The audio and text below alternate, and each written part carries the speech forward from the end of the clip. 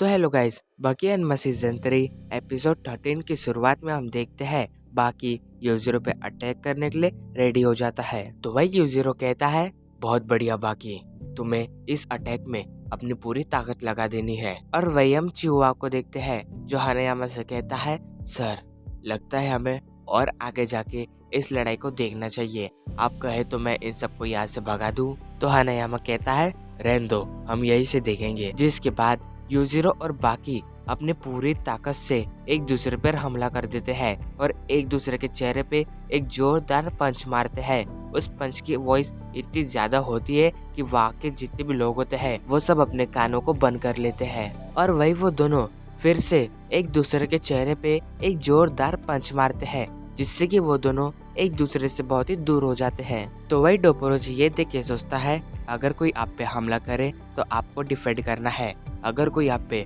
पूरी ताकत से हमला करे तो आपको भी उस पे पूरी ताकत से हमला करना है। लेकिन यहाँ पे ये दोनों बाप बेटे बस अपने मर्दानगी दिखाने के लिए ये कंपटीशन कर रहे हैं। ये दोनों एक में को मारने का मौका दे रहे हैं ताकि जो भी जमीन पे गिरेगा वो वहीं पे ही हार जाएगा। पर तभी हम देखते हैं कि ऑडियंस में से एक पर्सन बाहर आता है और वो पर्सन रो रहा होता है। वो अपने घुटनों पे बैठ जाता है और अपने हाथ जोड़ के यूजिरो के लिए प्रेयर कर रहा होता है। वही और भी लोग यूजिरो के लिए प्रेयर कर रहे होते हैं। फिर वही वो दोनों आपस में और भी तेजी से लड़ने लगते हैं। ये देख के लोग कहते हैं, बहुत बढ़िया, वो दोनों अपनी पूरी ताकत से लड़ रहे हैं, अब देखते हैं कि कौन जीतेगा इस लड़ाई में। तो वही ओलिविया ये देख के कहता है, किसने सोचा था कि यूजिरो को कोई टक्कर देगा, बहुत बढ़िया बाकी, तुमने तो कमाल ही कर दिया।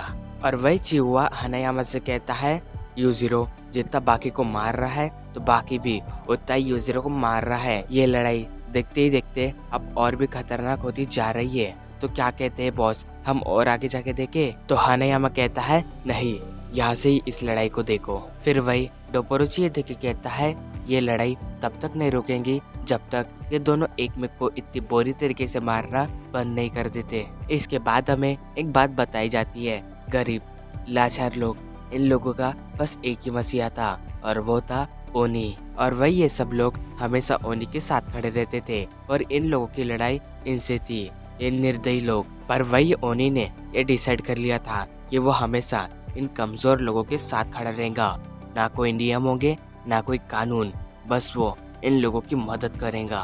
वही अमेरिका ने इसके डर के वजह से इसे ओगरे नाम दिया और इसके साथ दोस्ती कर ली ताकि ये हर जंग में उनकी मदद कर सके और उसे फिर कई सारे पैसे दिए।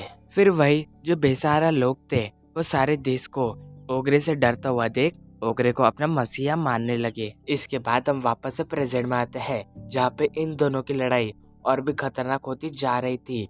वही जो लोग थे वो उन दोनों को देखने के लिए और भी करीब आ रहे होते हैं, वो उन दोनों से निकलती हुई ऊर्जा को महसूस करने के लिए और भी करीब आ रहे होते हैं। वही बाकी यूजिरो की ताकत को महसूस कर पा रहा था। वो दोनों बिना रुके एक दूसरे पर हमला कर रहे होते हैं। वो दोनों अपने पैरों से खुद को संभाल रहे होते हैं ताकि वो गिर न जाए। फिर हम देखते हैं कि हर कोई इस लड़ाई को रिकॉर्ड कर रहा होता है और घर बैठे सारे लोग इस लड़ाई को देख रहे होते हैं। जिसके बाद हम शिनसेनकाई में कात्सुमी को देखते हैं जो ये लड़ाई देखते हुए कह रहा होता है, डैड मुझे पता है आप भी इस लड़ाई को देख रहे हो और आप किसको सपोर्ट कर रहे हो। फिर हम देखते हैं कि जैक हन्मा भी इस लड़ाई को देख रहा होता है और वही वो कहता है, डैड मुझे भी आपसे लड़ना है।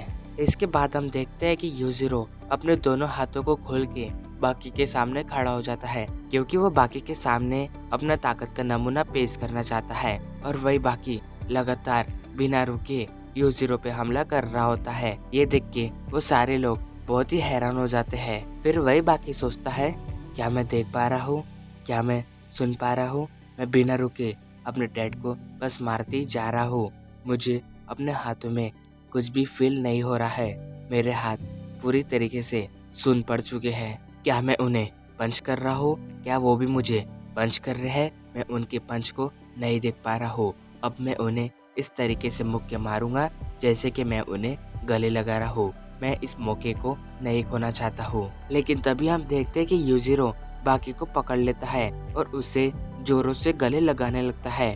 वो बाकी की पूरी फसलियों को तोड़ने लगता है और फिर वो बाकी के पूरे हड्डियां तोड़ने के बाद उसे नीचे फेंक देता है और इसी के साथ हमारा एपिसोड एंड होता है। अगर आपको मेरी वीडियो अच्छी लगी होगी तो चैनल को लाइक और सब्सक्राइब करके ज़रूर जाना। Thank you so much for watching my video.